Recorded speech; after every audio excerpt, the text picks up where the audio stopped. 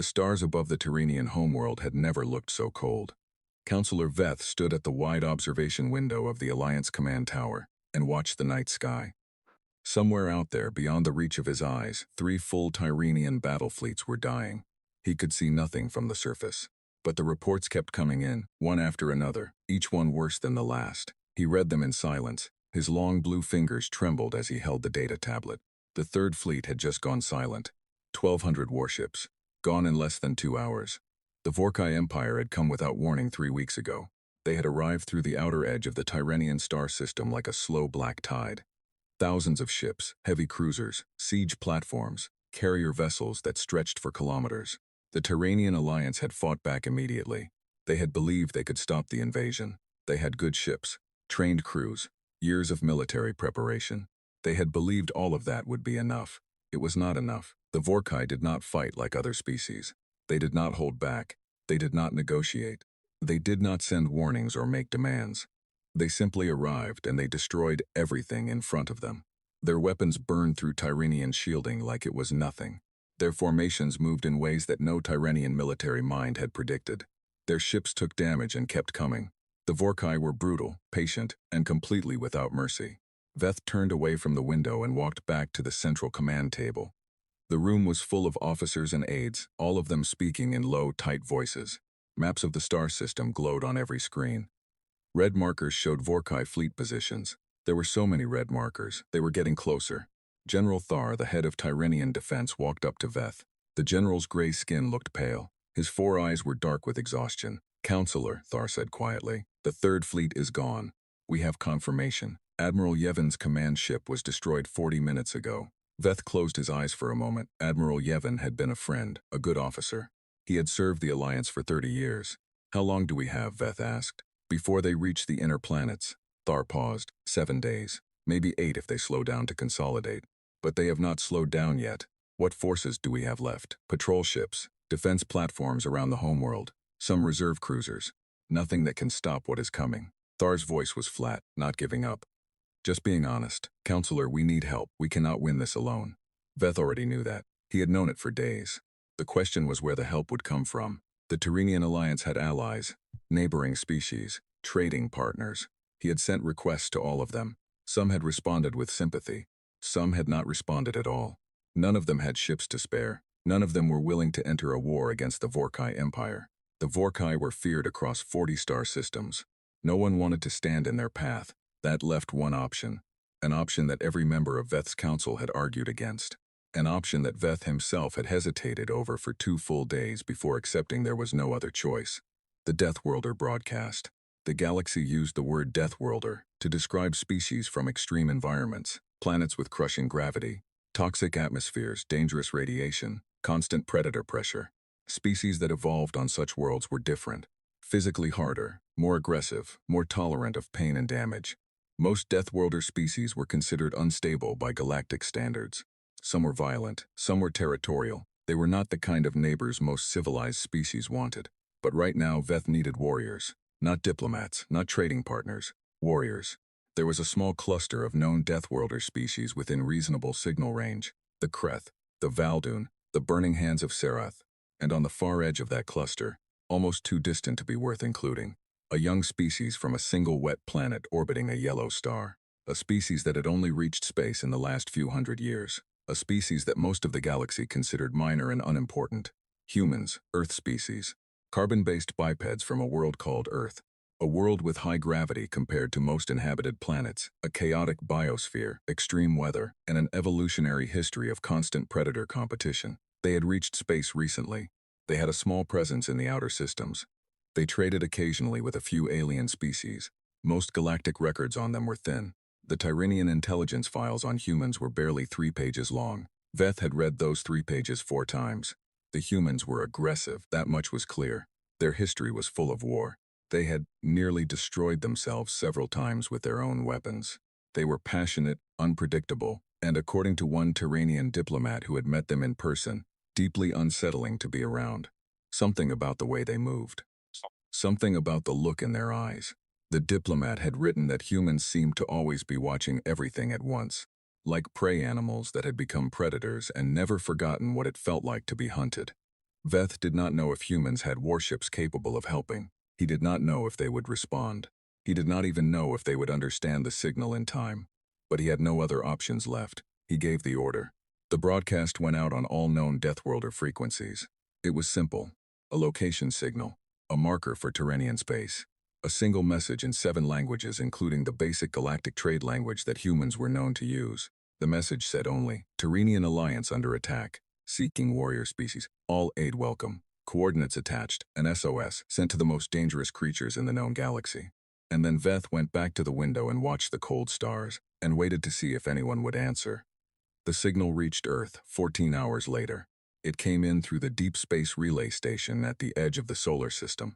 A routine monitoring AI flagged it within seconds and pushed it up through 3 levels of automated filters before it landed on the desk of Dr.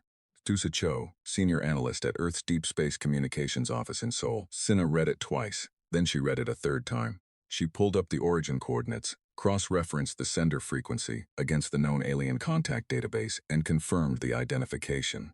Tyrenian Alliance, a mid-tier civilization about 60 light-years away. Peaceful traders, no history of conflict with Earth, no previous distress contact. She reached for her comm unit and made a call to Bo that went up 4 levels of command in under 10 minutes. Within the hour, the message had reached the office of Earth's Secretary of Defense. Within 2 hours, it had reached the emergency session of the Global Security Council. The council chamber was deep underground.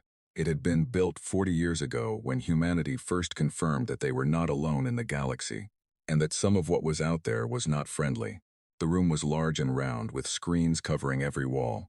23 people sat around the central table. Military commanders, intelligence directors, political leaders, the most powerful people on Earth, gathered in one place because a signal had come in from 60 light-years away, asking for help. Secretary General An Ji-won chaired the meeting. She was a small woman with sharp eyes and a reputation for making fast decisions under pressure. She had been in office for 6 years. She had been briefed on the full scope of Earth's military assets from her first day in office. She understood exactly what she was looking at. The Tyrenian Alliance is being destroyed, the intelligence director said. Their battle fleets are gone. The attacking force is the Vorki Empire. Our records on them are limited but consistent. They are an expansionist species. They have absorbed 12 other civilizations in the last 200 years. They do not take prisoners. They do not negotiate after hostilities begin. How far is Tyrenian space? General Park Dae-won asked. He was the commander of Earth's strategic fleet. A large man with gray hair and very calm hands. 61 light-years, Senna said from her seat at the far end of the table. She had been brought in to brief the council directly. At standard jump drive speed, roughly 3 weeks of travel. And with our drive rows on, Jin Ji-won asked, looking at Park Dae-won. The general met her eyes, a small pause. 11 days, he said. If we push the fleet hard. Several people around the table shifted in their seats. A few exchanged glances. The number surprised them. 11 days to cover 61 light-years. That was far beyond anything in the publicly known space travel records. Because the drives Park Dae-won was talking about were not publicly known. Almost nothing about what Earth had been building for the last 30 years was publicly known. Secretary General An Ji-won looked around the table, at the military commanders, at the intelligence directors, at the political leaders who were still catching up to what was being implied. The Tyrenians sent this to Deathworlders, she said quietly. They sent it to warriors. They sent it to us because they are desperate and they have nothing left. She paused. The question before this council is whether we answer. The room was quiet for a long moment. Then General Park Dae-won placed both hands flat on the table. We answer, he said. No one disagreed. The base had no name on any public map.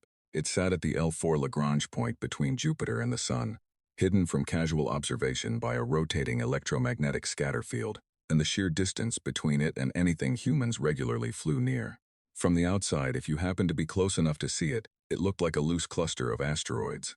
Dark rock. Nothing interesting. Inside it was something else entirely.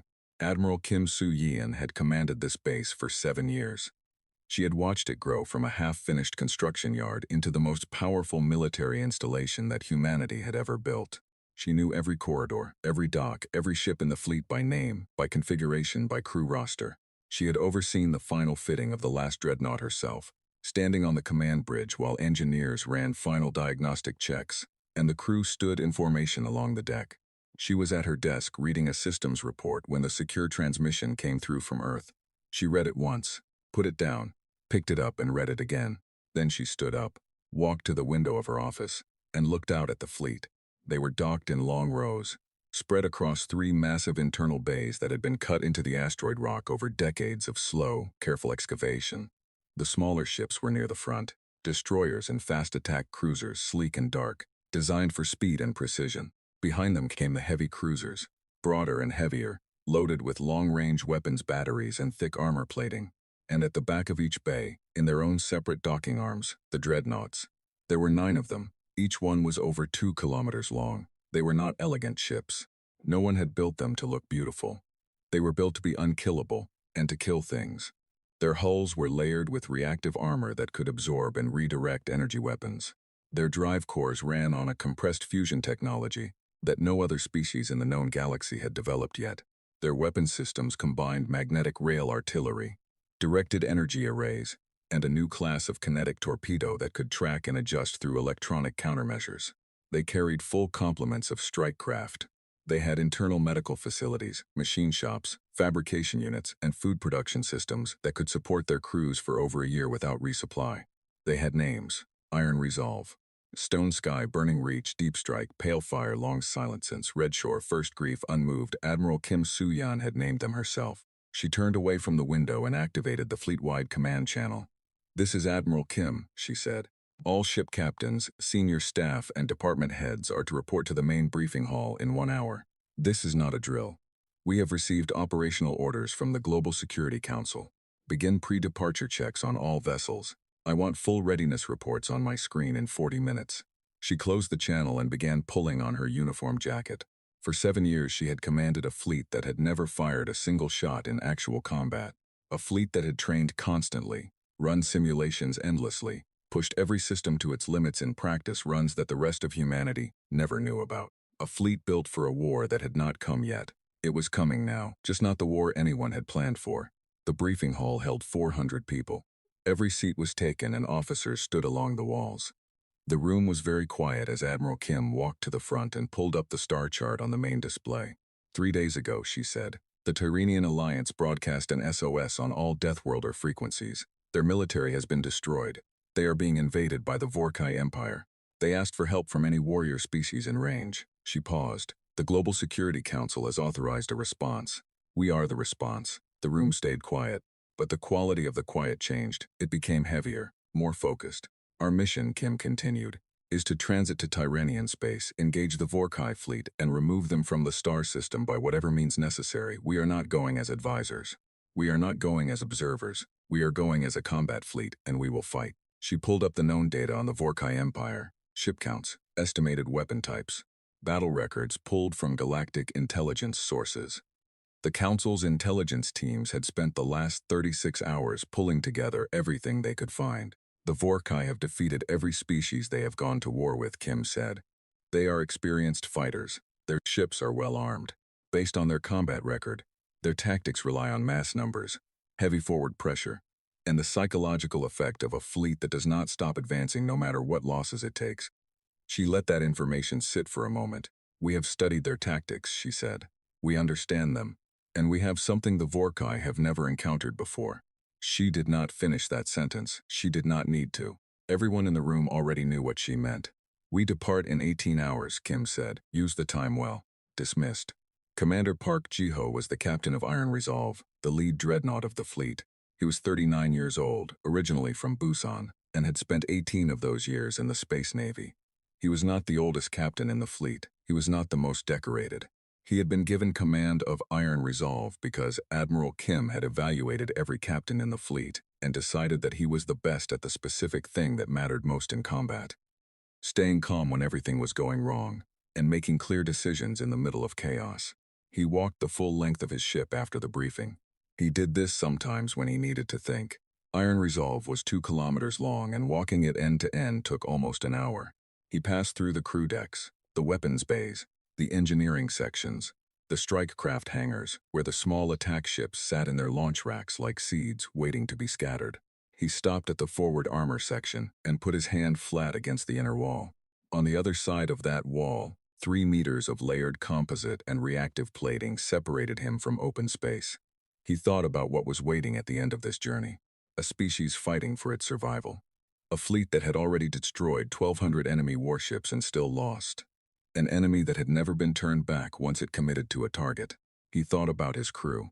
840 people on this ship alone. Across the full fleet, more than 30,000 men and women who had trained for years for exactly this kind of moment. He walked back to the command bridge and sat in the captain's chair and began reviewing his battle station assignments. 18 hours later, the fleet moved. The docking clamps released one by one and the ships of Earth's secret fleet emerged from the asteroid base in long, slow formations. First the destroyers, slipping out in tight groups. Then the cruisers, heavier and more deliberate. Then the dreadnoughts, massive and dark against the stars, their drive cores building to transit power. The glow of their engines lit the space around the base like 9 slow-rising suns. Admiral Kim watched from the bridge of her command ship, long silence as the fleet formed up around her. She counted them off the screen, all present, all ready. She thought about the Tyrenian counselor who had sent out that signal, reaching out to Deathworlders, reaching out to the most dangerous species they could think of, because they had run out of other options. Probably not even expecting a response. Probably hoping against hope that something scary would show up. She almost smiled. Something scary was on its way. Fleet is in formation, her navigation officer reported. All drives showing green. Ready for jump on your order, Admiral. Kim looked at the star chart. 61 light years. 11 days at maximum drive output. Somewhere at the far end of that distance, a war was going on. A species was dying, and an empire that had never been stopped was about to run into something it had never imagined existed. Jump, she said. Space folded. The fleet vanished. The stars were quiet again. And no one outside the fleet and the council knew that Earth had just sent 30,000 soldiers and 9 dreadnoughts to answer a call for help from a species most humans had never heard of. On the 9th day, Ambassador Gilveris decided to stop hoping. He had been monitoring the Deathworlder frequencies from the communication hub on the Tyrenian defense station orbiting the second planet. It was one of the last functioning military assets the Alliance had left. The Vorki had not reached the inner system yet. They were still consolidating their hold on the outer planets, moving with the heavy, confident pace of a force that knew it had already won. The SOS had gone out 12 days ago. No response had come. Gilveris had not expected much from the other Deathworlder species. The Kreth had acknowledged the signal and sent back a polite message explaining they had their own territorial conflicts. The Valdoon had not responded at all. The Burning Hands of Sereth had sent a brief message asking for payment terms, which Counselor Veth had tried to negotiate, but the numbers were impossible. The Tyrenian treasury could not afford what they were asking. The humans had sent nothing. Gilveris understood. It was a long-range signal to an obscure young species that barely had a footprint in the galaxy. They probably had not even picked it up. Or they had picked it up and had no idea what to do with it. Or they simply did not have ships capable of making the journey in time. He was reviewing the latest defense assessments, trying to figure out if there was any configuration of what remained of the Tyrenian fleet that could slow the Vorki advance even slightly. When the proximity alert went off, he looked up at the screen. His first thought was that the Vorki had sent a forward scouting element ahead of their main fleet. The sensor returns showed a large group of objects emerging from jump space at the outer edge of the system. But the configuration was wrong. The Vorki came in broad formations, spread wide. These objects were coming in close together, tight, disciplined, and there were a lot of them. The identification system was struggling. It was pinging the incoming vessels against every known alien ship profile in its database and finding nothing that matched. "What is that?" Gilveris said out loud. His sensor technician, a young Tyrenian named Voss, was bent over his station with all 4 eyes wide. His fingers were moving fast across the controls. "Unknown configuration," Voss said. 53 distinct vessels. Drive signatures do not match any known species profile. He paused. "They are very large, larger than our heavy cruisers. Some of them are much larger than our heavy cruisers."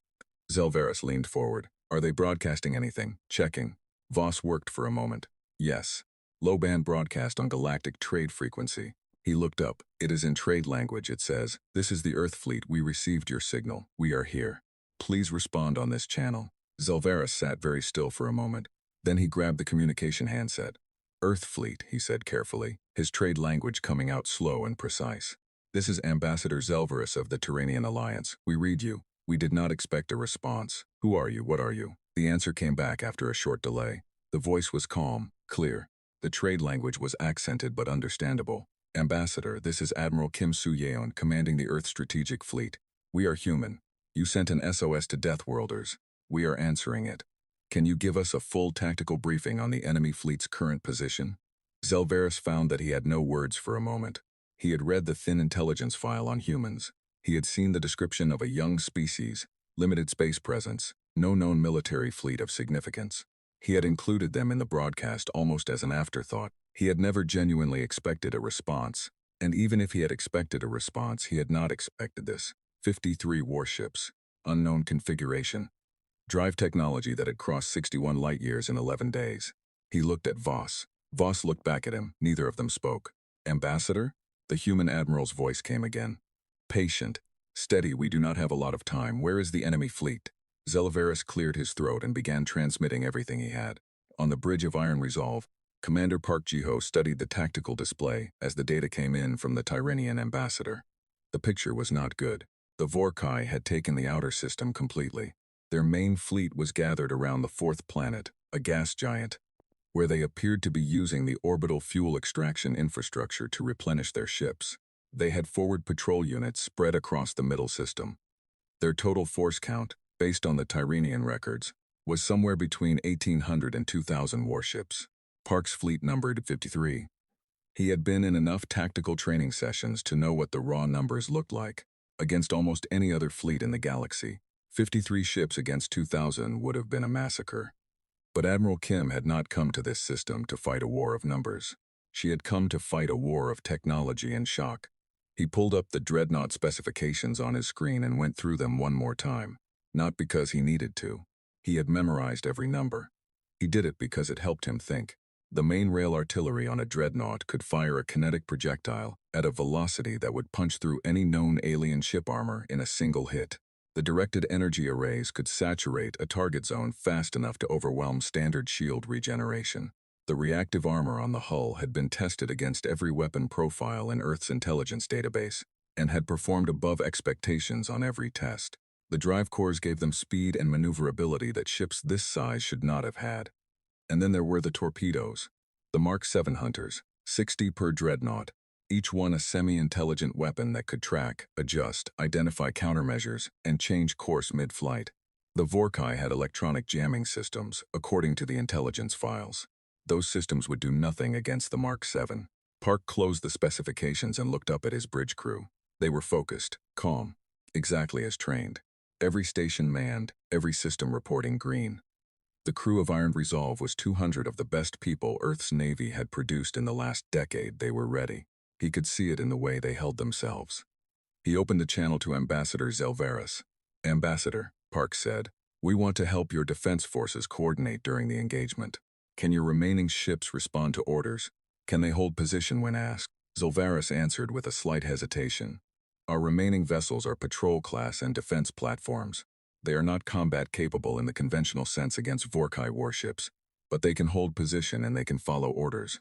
Good, Park said. We want them behind us, far behind us. They should not engage the enemy directly.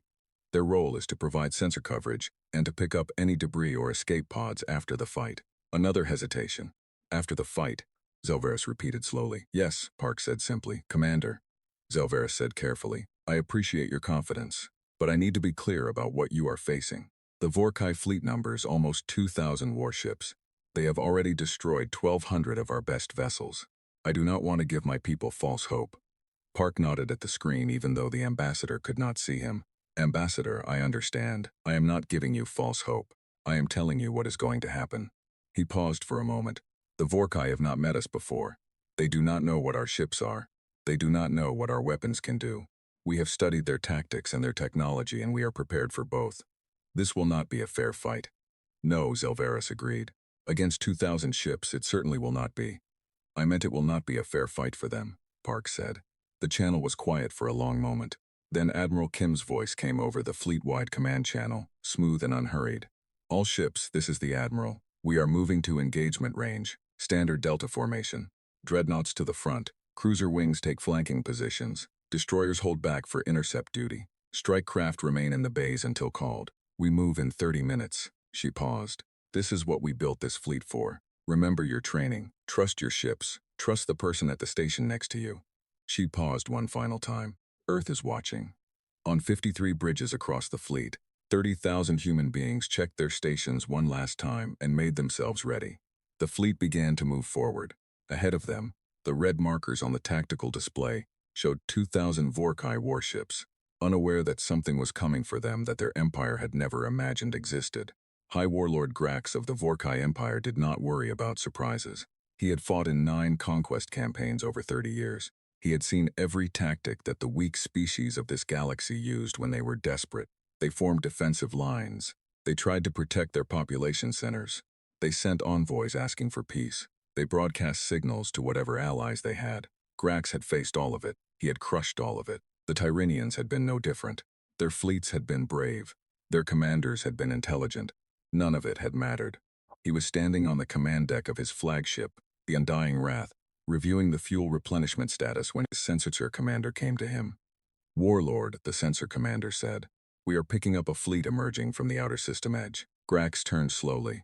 "The Tyrenians have no fleet left. Not Tyrenian ships, Warlord. Unknown configuration, 53 vessels. They are moving inward." Grax walked to the sensor display. He looked at the incoming vessels for a long time. The profiles were unfamiliar. The drive signatures were unlike anything in the Vorki intelligence database. But 53 ships, against nearly 2,000, he almost laughed. "Mercenaries," he asked. "Possibly. They are broadcasting on Tyrenian frequencies. We cannot identify the species." "It does not matter," Grax said. "Whoever they are, they made a very foolish decision today. Put 200 ships on an intercept course. Use the 2nd Attack Division. Destroy them and then get back to the refueling schedule." "Yes, Warlord." Grax walked back to his refueling reports. He did not think about it again. Admiral Kim watched the Vorki intercept force form up on the tactical display. 200 ships moving toward them in a standard Vorki assault spread. Wide formation, fast advance. Exactly as the intelligence files had described. She had been waiting for this. "All Dreadnoughts," she said over the command channel. "Weapons free on my mark. Rail artillery priority targets are their heaviest forward ships. I want the first salvo in the air before they are in their own weapons range." "Confirmed," came back from 8 captains. Park Jiho was already at his weapons station, personally overseeing the targeting solution. Iron Resolve's rail artillery had a range advantage over Vorki energy weapons. Significantly, at this distance, the Vorki ships could not hit them yet. But Iron Resolve could already hit the Vorki. Park had spent a lot of time thinking about the psychological dimension of the first exchange. When the Vorki fired, they expected the enemy to take hits, begin losing shields, start pulling back. That was how alien species behaved. That was how all their opponents behaved. They were not expecting to take hits before they were in range. They were not expecting what a Dreadnought round would do to one of their cruisers. "Firing solutions locked," his weapons officer reported. "All rail batteries charged and ready." Park looked at the targeting display. 9 Dreadnoughts, 12 primary rail batteries per ship, each battery holding 4 rounds ready to fire. That was 432 kinetic rounds that could leave the air in the first volley, each one traveling at a significant fraction of the speed of light. He waited, watching the range counter count down. "Mark," Admiral Kim said. The firing order went out across all 9 Dreadnoughts simultaneously. Iron Resolve shuddered, not violently. More like a deep vibration that ran from the bow to the stern, felt more than heard. The rail batteries discharged in controlled sequence, one after another, in overlapping chains, keeping the power draw balanced across the ship's systems. Through the forward sensors, Park watched the rounds leave on thermal tracking. Dozens of white-hot lines crossing the distance toward the Vorki formation. The Vorki ships were still accelerating toward them. Still 2 minutes from their own weapons range. None of them had changed course. None of them had deployed defensive countermeasures. Why would they? Nothing had ever shot at them from this distance before. The first rounds hit. A Vorki heavy cruiser in the front rank took 3 impacts. Its hull plating was rated for sustained energy weapon fire, but it was not designed for the kind of kinetic impact a Dreadnought rail battery delivered. The first round went through the forward hull like it was paper. The second punched through the drive section. The third detonated internally as the round's fragmentation core activated inside the ship. The Vorki heavy cruiser broke apart. In 4 seconds, 7 more Vorki ships ceased to exist. In the next 30 seconds, as the second and third volleys landed, 14 more. The front rank of the Vorki intercept force was simply gone. The middle ranks were beginning to break formation, pulling wide. The commanders, clearly confused about what was happening, and where the fire was coming from. Then the Vorki ships finally reached firing range and opened up. The energy weapon fire that hit Iron Resolve's hull was heavy. Multiple sustained beams from a dozen ships at once. On any other vessel Park had ever seen in galactic records, that kind of concentrated fire would have stripped shields, then armor, then structural integrity within seconds. On Iron Resolve, the reactive armor system activated. The outer hull layer absorbed and redirected the first waves of energy. The secondary dispersal plating spread the thermal load. The internal shielding held the rest. Park felt the ship shake. Warning lights came on in several systems. A minor power fluctuation in one weapons bay. Some armor degradation in the forward starboard section. But Iron Resolve did not slow down. It did not pull back. It kept moving forward into the fire and kept shooting. Damage report, Park said. Outer armor layer at 74% forward. Secondary systems stable. All weapons fully operational. Crew casualties, 0. Park let out a slow breath. 0 casualties. He had believed in the armor specifications. But believing something on paper and watching it work in reality were two different feelings. Continue firing, he said. Target the mid-formation ships. Don't let them reorganize. Across the fleet, the same pattern was repeating. Vorki fire was hitting the human ships hard, and the human ships were not going down. And the Vorki ships were going down at a rate that made no logical sense to anyone on those bridges. The alien commanders were broadcasting distress calls. They were calling back to Grax for orders. They were slowing down, uncertain, their aggressive forward tactics suddenly useless against an enemy that took their hardest fire and kept coming. Then Park launched the Mark 7 torpedoes, 60 from Iron Resolve alone, multiplied across all 9 dreadnoughts, 540 torpedoes in the air at once, each one a semi-intelligent hunter, programmed with the energy signature of a Vorki drive core. The Vorki had jamming systems. Standard military-grade electronic countermeasures used by almost every spacefaring species in the known galaxy. The jamming systems activated immediately. Against normal torpedoes, they would have worked. Most torpedoes used simple guidance systems that relied on fixed targeting locks which could be disrupted. The Mark 7s did not use fixed targeting locks. They used a continuously updating threat assess system that could distinguish between a jamming signal and a real drive signature, even when they were layered on top of each other. Vorki ECM was very good. The Mark 7 had been built specifically to defeat Vorki-class ECM because Earth's intelligence teams had done their research carefully. The torpedoes adapted, curved, found their targets. In the next 2 minutes, 63 Vorki warships were destroyed. The intercept force that had numbered 200 ships was down to 81. The 81 that remained were pulling back, breaking off. Something that Grax's forces almost never did. The Vorki had a reputation across the galaxy for advancing no matter what, for accepting losses without breaking. They were breaking. Back on his flagship, High Warlord Grax was receiving reports that made no sense. His sensor commander was reading out numbers in a voice that had gone tight and strange. The intercept force was retreating. 119 ships gone in under 10 minutes. The enemy fleet of 53 ships had taken fire from 200 Vorki warships and was still intact, still advancing. What species are they? Grax demanded. Still unknown, Warlord. We have no record of their ship type anywhere in our database. Find out, Grax said. His voice was quiet now. The almost law from earlier was completely gone. His sensor commander worked for a moment, pulling transmissions, running identification algorithms. Warlord, he said finally. The intercept force managed to capture part of a communication signal between enemy ships before their encryption engaged. We have identified the language. He paused. It is human. They are from Earth. Grax stared at him. Humans, he said flatly. Yes, Warlord, the young species from the Sol system, the Deathworlders. Grax looked back at the tactical display, at the 53 unknown ships that were still advancing, at the gap in his battle line where 119 of his warships used to be. He was a man who had not felt real uncertainty in 20 years. He felt it now. Recall the main fleet, he said. Full combat formation. All of them. If 53 human ships had just destroyed 119 of his warships in 10 minutes, then the full Vorki fleet of 2,000 ships needed to deal with this right now before the situation got worse. It was exactly what Admiral Kim had been waiting for. She watched the main Vorki fleet begin to move, and she felt something settle into place in her chest. The confidence of a plan working exactly as designed. All ships, she said over the fleet channel. Phase 2. Draw them out. The human fleet began pulling back slowly, moving toward a specific set of coordinates deep in the outer system that they had already laid as a tactical kill zone.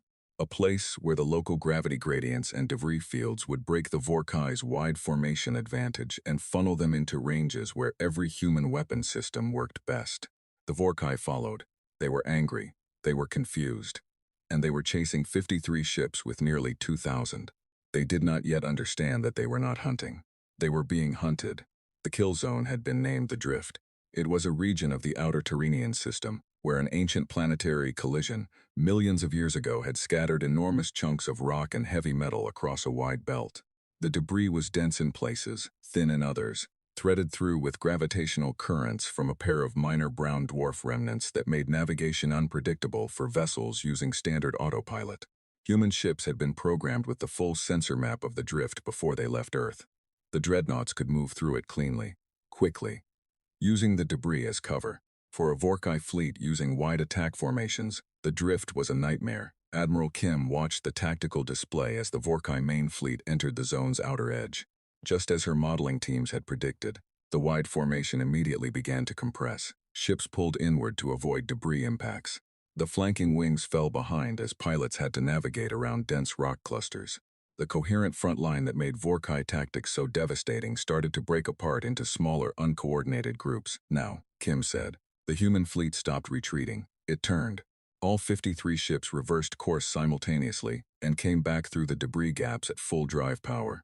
The Dreadnoughts led, their massive hulls threading between rock formations that should have been impossible for vessels of their size, moving with a precision that spoke to months of navigation training in simulated drift environments.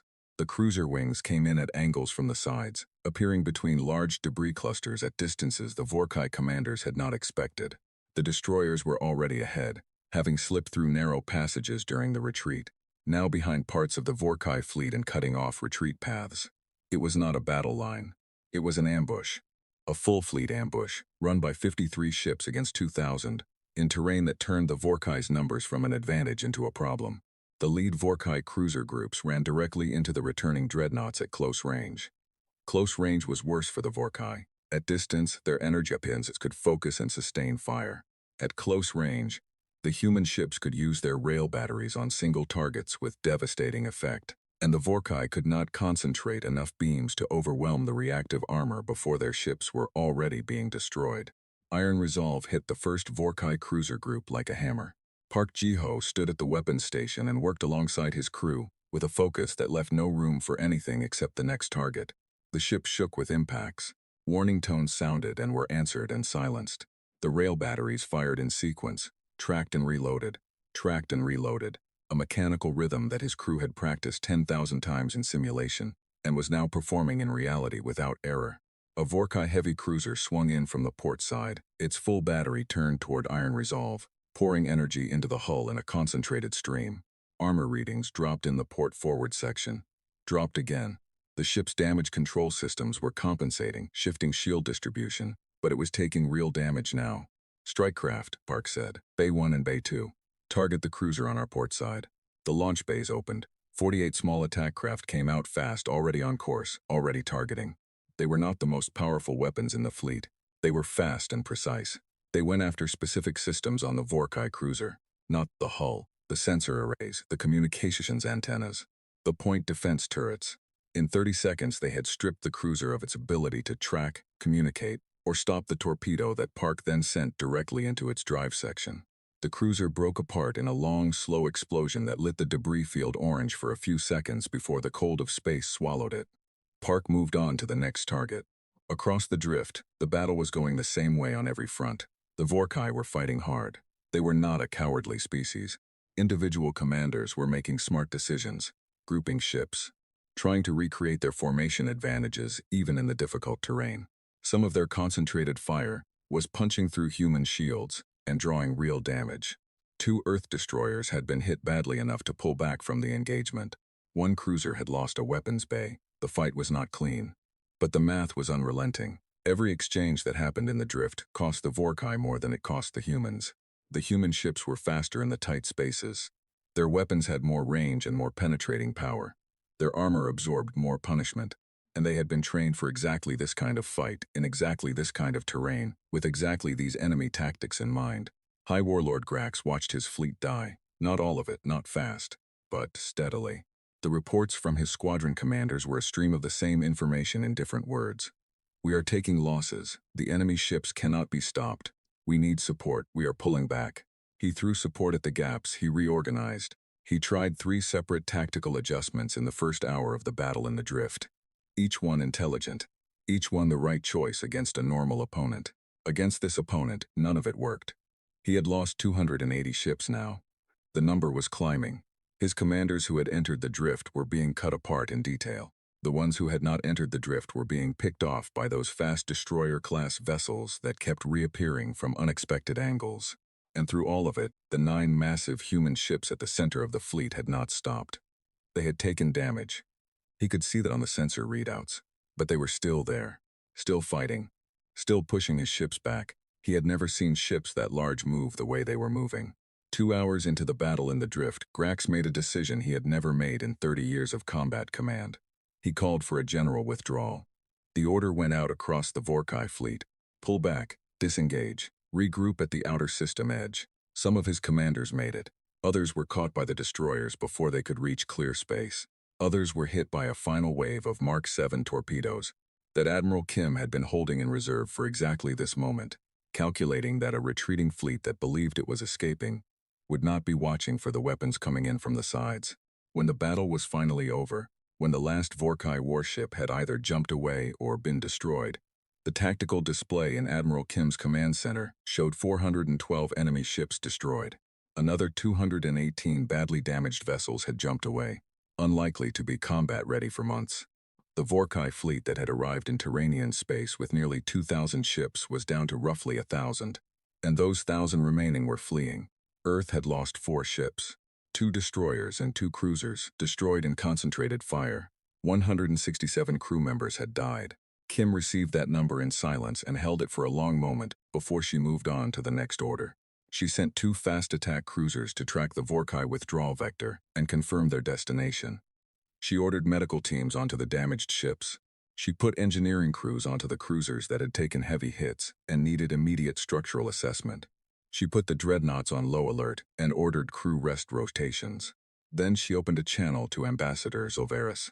The Tyrenian command station was very quiet. Zilveris had watched the battle from the sensor screens, trying to understand what he was seeing. He had no frame of reference for it, no context. 53 ships had just dismantled a fleet that had destroyed 1,200 of the best warships the Alliance had ever built. The numbers made no sense to him. The tactics made no sense. The way the human ships had moved through the debris field, the way they had taken Vorki fire and kept coming, the way those enormous vessels had fought at close range with the precision of ships a tenth their size. He did not have words. He was still trying to find them when the human admiral's voice came over the channel. Ambassador, this is Admiral Kim. The Vorki main fleet has withdrawn from your system. We are tracking their withdrawal vector. They are heading back toward Imperial territory. Based on the damage they have sustained, I do not believe they will return to this system in the near term. A short pause. Your planets are safe. Zilveris opened his mouth, closed it, tried again. Admiral, he said carefully, our whole fleet is gone. You had 53 ships, they had almost 2,000. Yes, Kim said. You won anyway. Yes. Zilveris looked at his sensor officer Voss, who had been standing at his station for the entire battle, and now looked like he might fall over from exhaustion and shock. Then he looked back at the communication screen. What are you? He asked, genuinely. Kim was quiet for a moment. We are human, she said. From Earth we are a young species. Most of the galaxy does not know much about us. Another pause. We prefer it that way for the most part. But when someone asks for help, we show up. The news spread through the galaxy the way all galactic news spread. Slowly at first, then all at once. Trading ships picked up the story from Tyrenian communications. Diplomatic networks carried it. Intelligence services from a dozen species picked through the sensor records that the Tyrenian Alliance released in the weeks after the battle. The records were shocking. The data on the human ships, the weapons, the armor, the tactics, was unlike anything any species in the known galaxy had encountered before. Galactic analysts spent months reviewing it. The conclusion was always the same. Earth had hidden something. For decades, while presenting as a minor young species barely learning to navigate the outer stars, humanity had been quietly building a war machine that outperformed every other military force in the galaxy by a significant margin. A species from a death world, with gravity twice the galactic average, with an evolutionary history of constant predator threat, with a recorded civilization history full of war after war after war, with a biology that recovered from damage faster than most species could process it. A species that had looked at the hostile galaxy around them and decided, quietly, without announcing it to anyone, to make sure they were never the weakest thing in the room. The Vorki Empire sent a formal diplomatic communication to Earth 3 months after the battle. It was the first diplomatic communication Earth had ever received from them. It requested a cessation of hostilities. Earth's government sent back a one-page response that agreed to the cessation on the condition that the Vorki Empire withdrew completely from all Tyrenian Alliance territory and paid reparations as determined by a Tyrenian court. The Vorki agreed. They had not been given a choice that made any sense to refuse. Counselor Veth stood again at the observation window of the Alliance command tower. The stars looked different now, warmer. The Vorki fleet had been gone for 2 weeks. The outer planets were being resettled. The defense stations were being rebuilt. There was a long, difficult, expensive road ahead for the Tyrenian Alliance, and Veth knew it. But they were alive, the planets were intact. The species continued. He had a meeting scheduled for the following day with Admiral Kim, who was remaining in the system for 2 more months to ensure the Vorki did not send any follow-up forces. He had prepared a list of questions for her, diplomatic questions, alliance questions, trade questions, questions about what kind of relationship the Tyrenian Alliance and Earth might build going forward. He had one question he planned to ask before all the others. When he had sent that SOS, he had sent it to every Deathworlder species in range. The Kreth, the Valdoon, the Burning Hands of Sereth, the humans, all of them. He had not expected a response from any of them. He had sent the signal because there was nothing else left to do. Only one species had answered. He wanted to ask why. What had made them come when no one else had? What logic or value or calculation had led a young species 61 light-years away to launch their most powerful fleet into someone else's war? He suspected that when he asked Admiral Kim that question, she would not have a complicated answer. He suspected the answer would be very simple. He was right. When he asked, the next morning, sitting across a conference table from a small human woman with calm eyes, Kim looked at him for a moment and then she said, "Because you asked, and because it was the right thing to do." Veth sat with that for a long time after the meeting was over. Somewhere out in the galaxy, other species were updating their intelligence files on humanity, revising threat assessments, adding pages and pages to what had previously been a thin, unremarkable profile of a young Deathworlder species that no one had paid much attention to. From now on, people would pay attention. From now on, when an SOS went out in the dark between the stars, every species in the galaxy would wonder if this time again the humans would be the ones to answer it. And every species that had ever thought about starting a war of conquest would think very carefully about whether that young species from the high-gravity death planet had any reason to care about who they were attacking. The answer for any species unlucky enough to threaten the innocent was simple. Humanity always had a reason, and humanity always showed up.